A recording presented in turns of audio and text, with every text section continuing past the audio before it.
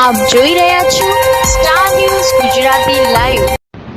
સ્વર્ગીય શ્રી અશોક ભટ્ટ પ્રેરિત શારદા સેવા સંસ્થાન ફૂટપાથથી શરૂ કરેલ પુસ્તક પરબને આજે 4 વર્ષ પૂર્ણ કરી 5મા વર્ષમાં પ્રવેશ કરેલ છે।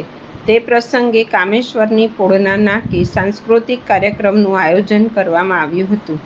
આ કાર્યક્રમમાં તારક મહેતા કા ઉલ્ટા ચશ્માના દિગ્દર્શક Shri Ashish Modi, motivational speaker Shri Sanjay Raval, singer Arvind Vegda વગેરેએ હાજરી આપી હતી અને પ્રાસંગિક પ્રવચન આપ્યું હતું તથા શારદા સેવા સંસ્થાન દ્વારા સર્વે મહાનુભાવોનું સન્માન કરવામાં આવ્યું હતું।